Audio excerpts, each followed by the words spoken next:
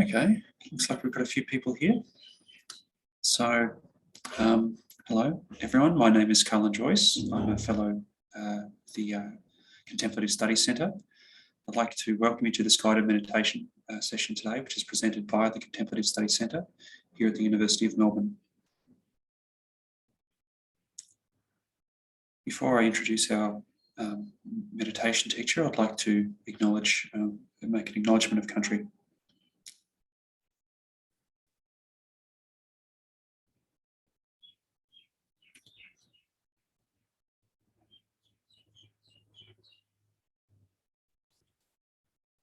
We respectfully acknowledge the Wurundjeri people of the Kulin Nation, who are the traditional owners of the land on which many of us are residing. I'd like to pay our respects to their elders, past, present, and emerging.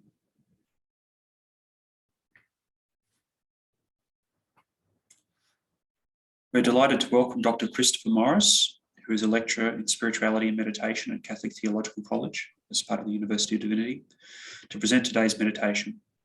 Chris's research is focused on wisdom and compassion and its application in daily life. So if you have any questions for Chris about the practice or anything else, please place them in the Q&A, and Chris will address as many of these as possible at the end of the session. So please, thank you, Chris, and looking forward to your meditation. Cullen, thank you, and it's wonderful to be with you again this week. I'm very thankful to the Centre for the invitation.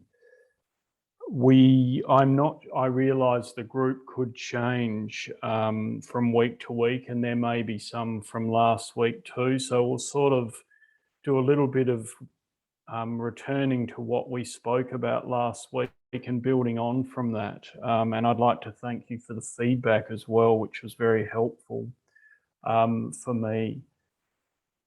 So contemporary Christian meditation is saying a few things. In particular is this idea of sharing contemplative wisdom that the centre itself, the Contemplative Studies Centre, talks about. And I suppose that's what I'd mean in general as we come to this practice time today, is to share in contemplative wisdom, contemplative to make a space, to make a particular kind of space, and wisdom really about knowing in a certain way, to know, perhaps you could say, with the whole of ourselves, the whole of yourself. So, and to be contemporary in Christian, meaning to reach back and to the sort of roots, and I'll talk a little bit about what they call the desert tradition today. Very early in the tradition was this movement to the desert, and to be contemporary, to be in dialogue with other traditions, with some of the sort of wisdom coming from other perspectives, like in psychology, etc. But I spoke last week, and by the way, I look forward to the discussion and your Q&As at the end too, and please put them in as you go. If you have a question, we can address it at the end, so feel free to write it in the Q&A area. We spoke about these three areas I'll focus on the whole 6 weeks, and each session too, about meditation being about presence, being present in a certain way, present in the moment, present in a non-judgmental kind of way, in a compassionate way. So those two things, presence and compassion, and then peace, to find this emerging sort of peace within, we might say, and how central that is. So we'll hopefully reflect on those three a little bit, and then have this invitation to a simple breath meditation that I'll lead for 10 minutes or so. I've just got a couple of slides, and today just to have a look at this photograph of Thomas Merton, a Christian monk, and the Dalai Lama, nice and young there. It's in the 1960s. It's emblematic of great changes in the 1960s and beyond, of the bringing together of this contemplative wisdom. And here's Merton writing about what is contemplation, what is meditation, what is this sort of mindful place. he says it's life itself, fully awake, fully active, fully aware that it is alive. It is spiritual wonder, spontaneous awe at the sacredness of life, of being. It is a vivid realization of the fact that life and being in us proceed from an invisible, transcendent, and infinitely abundant source. You can see that Merton's a great wordsmith. He's a wonderful writer, someone who really lived throughout at least much of the 20th century. He died in the late 60s, but he really reflected and he recovered for Christians their contemplative tradition. And this meeting with the Dalai Lama was very significant for both of them. But one of the practices central to the Christian spiritual tradition is to read in a certain way. So I just wonder, even as a brief practice, as you look at those words, as you reflect on them, what words stick out for you today? Do you resonate with something there? Kind of in the heart, we might say, in the head too, but in the whole of the person. Is there a word there that you respond to particularly? And just stay with that, because it's what's inside us that will really reveal this for us much more than what anyone can say about it. What word speaks to you? I just highlighted a couple of words: awake, active, aware, wonder, awe, sacred, abundant source. So these are the kinds of descriptions we might say, and it's often done poetically, isn't it? About this contemplative space, about this other place. We're very used to thinking in a, I suppose, intellectual way, let's say, or to analyze things, to step outside something in order to understand it. Well, this is stepping onto the inside of something, wonder, awe, those kinds of things. And what Merton's doing here is writing out of the desert tradition. And you'll find this in all traditions, that the great masters, they live in the world, but they go apart, very active lives, but they go apart to nature. And especially sort of desert is very evocative. So you'll read in the story of Jesus, in all of the activities, that in the morning, while it was still very dark, he got up and went out to a deserted place, and there he prayed. We might say there he meditated. So it's the morning, it's dark, it's deserted. These evocative words are giving us a feel for this other place. And think about the sunrise, the sunset, or being in nature, those words of awe and wonder, etc. And all of these different traditions will find this movement out to, let's call it the desert, okay, call it to this other place. And in a sense, that's what we're doing in a meditation practice, is intentionally giving ourselves space to be. And it can seem like another place. It can seem perhaps almost like a deserted place. What's there? It's an unknowing in a sense. So when we come to the practice to sort of open up to this deserted or desert place within us, and as John Kabat-Zinn said last week, something can emerge there. So we open to the space and allow something. We're not sort of willing anything, but to allow.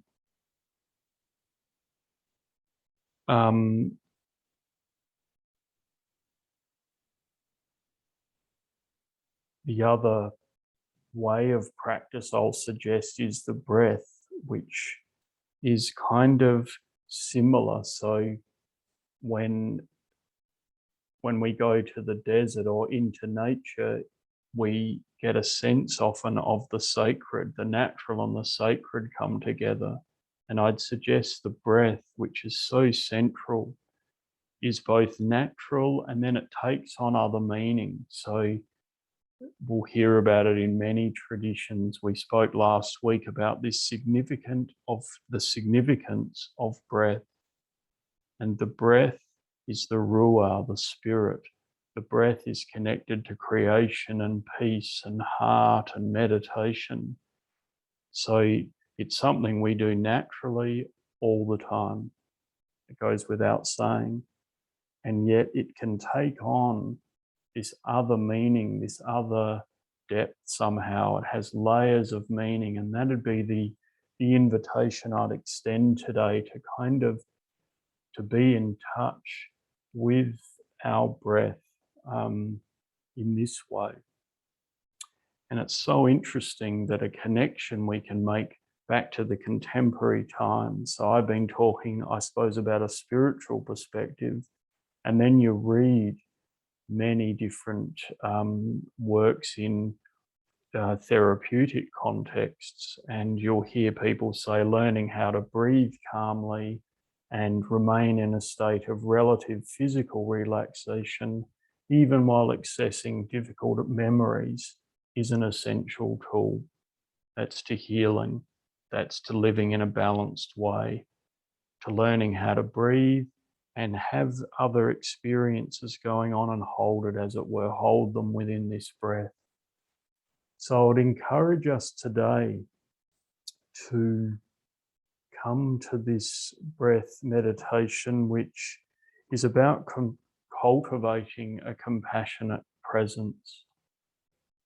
And I'll be leading you in a moment in this practice to firstly just to make contact with the breath. And I'll call that the natural breath. And what I mean by that is to breathe as we are without changing anything, just to breathe. And even that is an enormous thing, just to be aware of the breath naturally. We'll do that, and then I'll invite a deepening of the breath for 15 breaths if you feel comfortable, to breathe in more fully and let it go. Just breathe in, filling the tummy and the chest. Breathe in and let it go. Breathe in deeply, let it go for 15 breaths. And then we'll return to the natural breath, okay? And just breathe and be with that. As things change, as our experience moves, just stay with the breath. But perhaps the breath doesn't quite suit, okay? It's not, you feel you want another way of being present.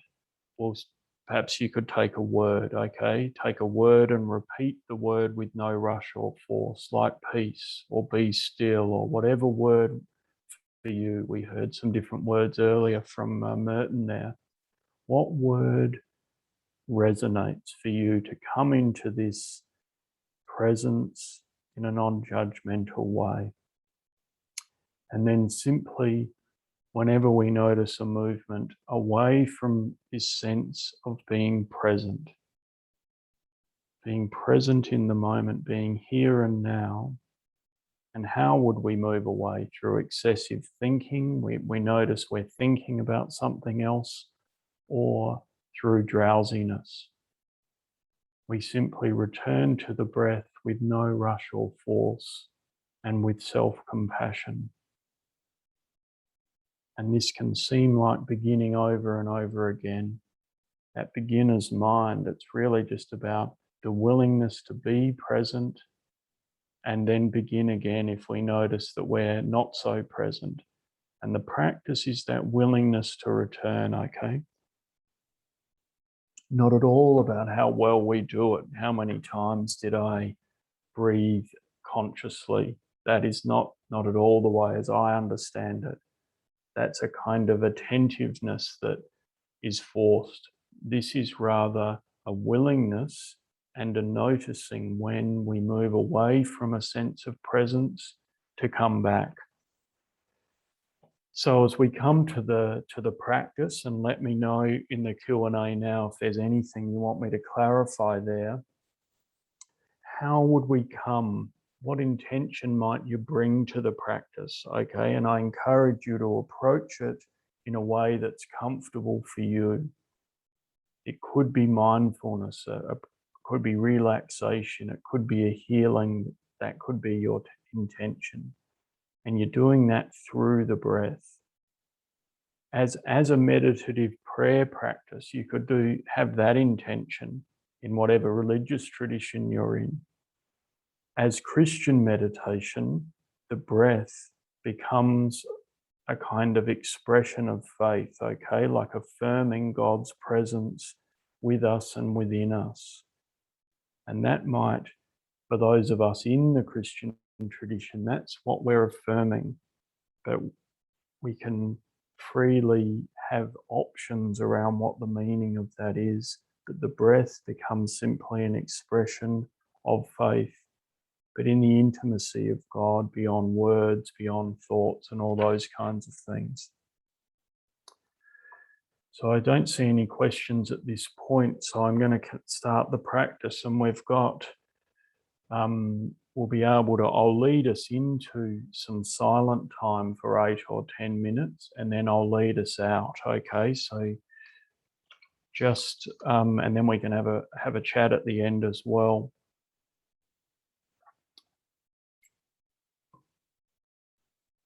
It's an invitation, and sometimes it's helpful for us to actually give ourselves permission for this time. And it's into a breath practice to cultivate compassionate presence. If at any stage you feel you want to stop, please feel free to do so. It's very gentle, just a gentle presence. And as I said, encourage the practice in a way that's comfortable for you. Firstly, ensure that you're comfortable as we begin. You might want to lie down. You may want to adjust yourself in your seat. And in terms of posture, just to be comfortable and to be firm in your posture. You want to be comfortable, but also with some sense of firmness in the body, and your feet flat on the floor, and the most simple posture in the chair, hands on the lap perhaps. You may want to sit on the floor or lie down, but find a comfortable posture.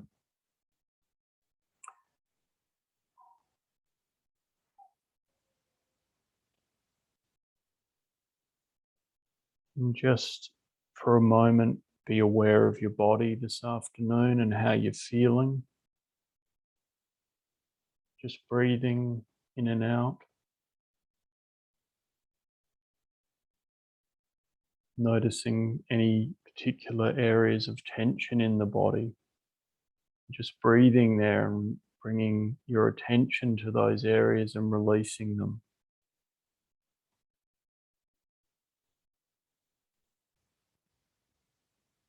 Just scan across the body and relax the body, especially around the shoulders, around the neck. Soften those areas and soften the face, and the eyes relaxed, and the forehead relaxed, and the crown of the head relaxed. Just notice now how you're feeling in this moment and be present to that.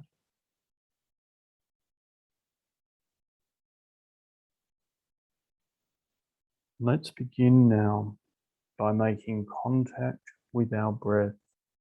as naturally as possible. As far as possible, allow yourself to breathe without changing anything, just being aware of the breath as it is, and allowing yourself to be more present to yourself. Let's pause for a moment with that.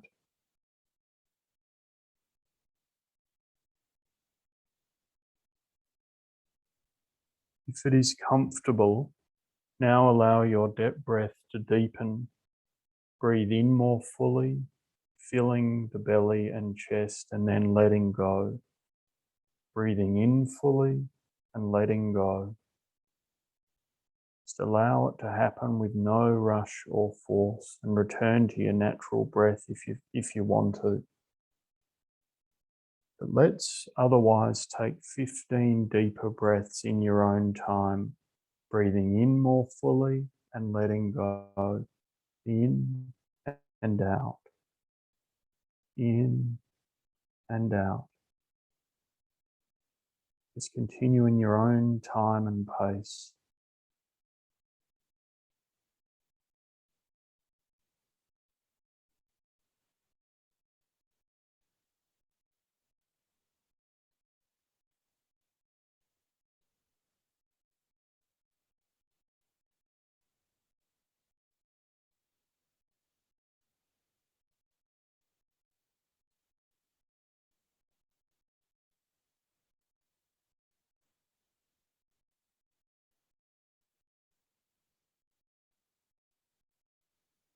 Just take 3 more deeper breaths wherever you're at.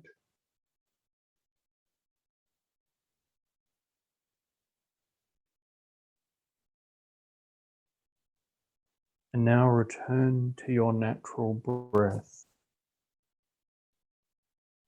We'll take 8 minutes now of silence with our breath, breathing in and out naturally. It is as though you're being breathed rather than breathing. Allow it to happen. Allow your natural breath to be your point of reference. Come back to it to maintain your sense of being present in silence and compassion. Just hold your different experiences as they emerge, mental, physical, emotional, within this natural breath gently and with self-compassion.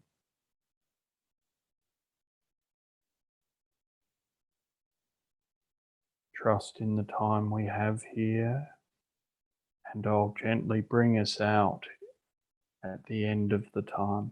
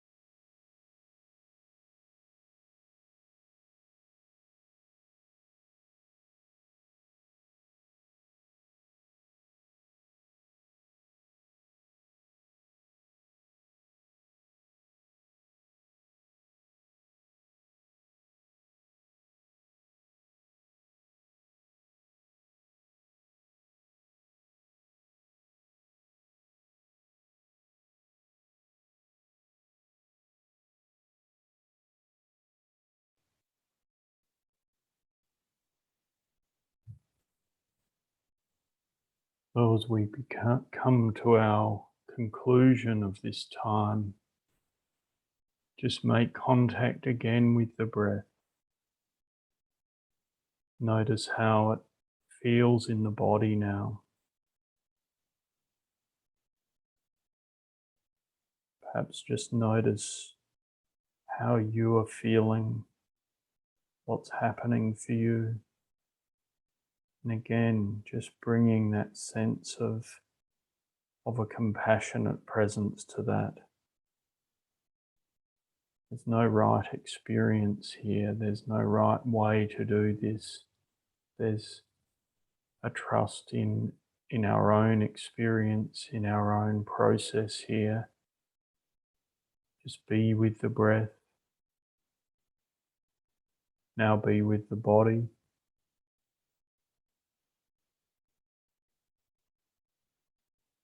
Take some time to perhaps stretch the body, awaken it a little more.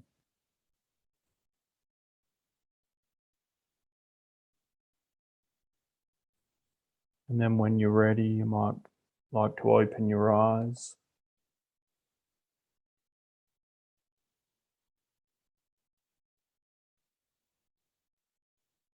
If you were lying down or had moved somewhere else, perhaps come back to the seat you started in.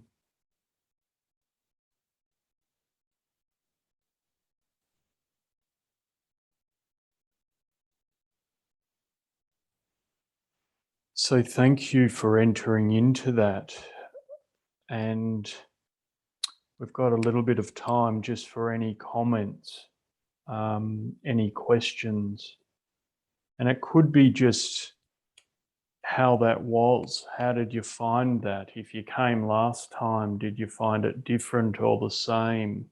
Because the real the wisdom here is a little bit of practice often, rather than, I suppose, doing, once a month for a day.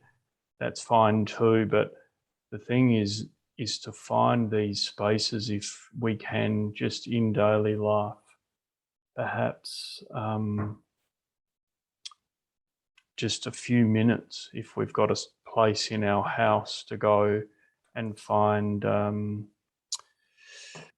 little space we go to, and in that we can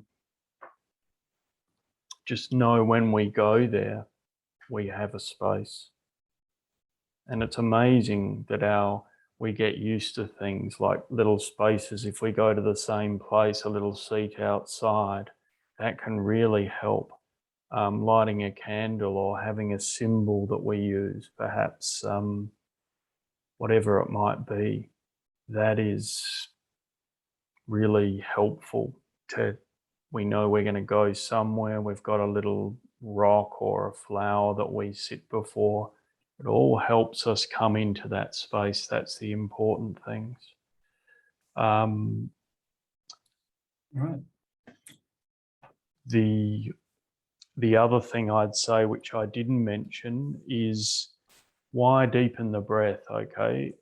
It's this sense of getting energy into the body and then going to the natural breath. That's been shown to help, okay? Just to breathe deeply. We sort of rev the system up a little bit and then relax. Sometimes just being in touch with the breath is a bit difficult in the beginning, but when we deepen it and go back to the natural, it can help us stay with it. And it takes some practice, breathing, and then, but what we're after, I think, is contacting the whole self and bringing that self into the time. Now that can be part of our prayer as a Christian tradition, but any other way, the whole meditative thing is not trying to get away from the self, but come to the whole self. So things like that. Next week, we'll really have a look at this idea of compassion and self-compassion, and I'll have a few reflections on that and emphasize that in the practice. So I'm not seeing any Q&As coming up as yet, but interested in any thoughts on that if there are any, Cullen. Yeah. Look, I've got a question, if you don't mind. Sure. When you're talking about, I guess, deepening the practice and opening the whole self to the experience, I wondered if you could talk a little bit about how, say, you would describe what it means or what it feels like to be open in terms of, say, emotions in relationship to the breath, and talk about a little bit of what's happening there when you talk about deepening and entering into the practice in using kind of the emotions or the as an example. Could you talk a little bit about that? Yeah, I mean, what I'd say simply to that is it gives us an anchor, the breath, doesn't it? It gives us, and it's already in the moment. So we're in touch somehow with the present moment, with the breath. It's always happening. So then we notice some pain, then we notice an emotion, and it's like the breath can be a reference point to allow something to happen without reacting straight away. Just it's as though the breath can hold that experience. Often we may not notice, but just think of when we say, "I'll take some breaths." Take some breaths when something happens, and that helps us naturally. Well, I think what we're doing here is practicing that explicitly. So emotion emerges and we can see its life a little bit more naturally. It'll have a life, it'll start somewhere, it'll express itself, and then it'll move as well. Emotion is about movement, and it's something about that reference point. Thank you. Is that making sense? Yeah, Sorry. that's great. And I think we've had some questions and comments that kind of work into that too. One of the comments from EDV, Wellbeing Program, has also mentioned that the connection of the breath with the spirit, but you also connected breath with faith as well. And we were talking about emotions, but I feel like a lot of the practice that was important today was how the breath can hold a number of different ways of connection. And so could you talk a little bit about the relationship between the spirit and the breath in the practice? Yeah, I mean, that's such an interesting thing, isn't it? But I really like that point of connection. I think it gives us a point of connection to ourselves, and then also to how we express ourselves. So, I mean, the spirit, that's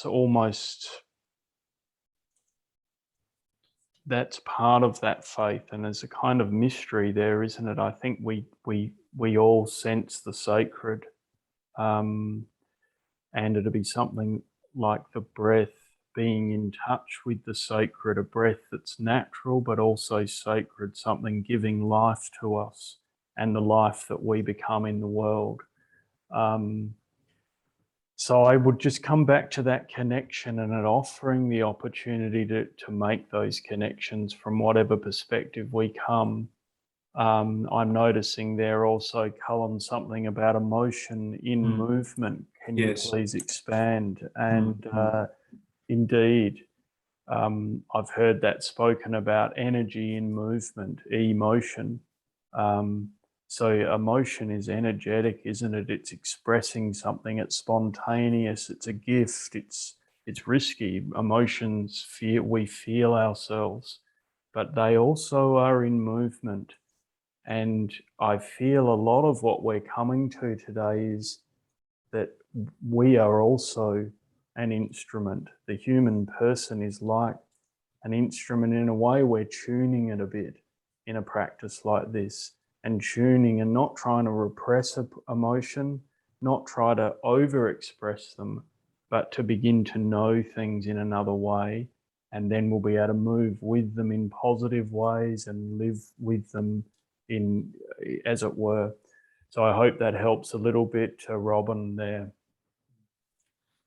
We've also got a few comments from Roland and also Martin just on showing their appreciation for the practice today. But before we go, I think maybe I'll ask one more question related to, you were talking a little bit about the role of context and the importance of, say, maybe ritual might be one thing, but also having a special place. And it just reminded me of also your reference to the desert as an important place of practice. And maybe before we go, if you don't mind talking a little bit about how the desert and the images of the desert helps to contextualize the nature of the Christian practices. Yes, indeed, and it's such an evocative thing, the desert, isn't it? And I would suggest the desert is a literal place, and we do it when we're driving over to Adelaide. I notice the little desert, and I want to go into that little desert. I always think to myself, not that I can drive to Adelaide at the moment, but what is it about a desert or a natural place or the wilderness that speaks to us? So I just saw the word stillness come up, and I think the desert is a place of stillness. The desert is a place of sort of thin places between nature and the sacred, etc. So they're both real and they hold great meaning.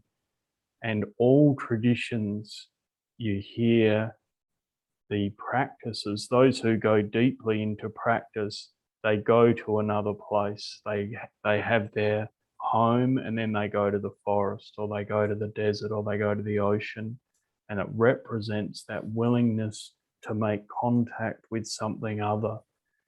And I would suggest that when we go into just even a few minutes of breathing, we're willing to say, we also have these other places within us, these desert places, these ocean places, and there's life there to be found. So that's what we're doing in little ways. It's kind of ordinary breathing, and yet it opens something up to all this. Okay. Thanks, Chris. Just one more thing before we go. I can't remember the name of the area of the photo. Just here? Yeah, this is Big Sur in California. Right. Yeah. Not bad, is it? Beautiful spot. Yeah, something very special indeed. Yeah. Well, hopefully we can all get the chance to go to some beautiful physical places, as well as kind of going inward as well in the next few months. Yes. Yeah. Oh, sorry to interrupt. There you go. I was just going to say, and amazing. Yes, I agree, and go to those places. And I think perhaps in this time, in the COVID time, we might be appreciating the flower out the front, of our own house more than we ever have, or at the park nearby, which is sort of happening, isn't it? It seems, as difficult as it is. I think many of us are walking a little more, and we can walk and breathe and practice all these things in that way too. So really encourage us all to open up to that. Well, that's a fantastic place to finish. So thank you very much, Chris, for the session, and looking forward to seeing you around this time next week. So I'd like to thank you and the audience for joining us today. So the Contemplative Studies Centre is going to host more of these, and so yes, we'll be here around next week. And if you have a chance to do a survey or offer some reflections on the session today, we'd be very grateful for any feedback that you have, and we look forward to seeing you next time. So wonderful. Thanks, Chris. Good on you, Colin. Thanks, everybody. Thanks everyone. Good to be with you. Bye-bye. See you soon.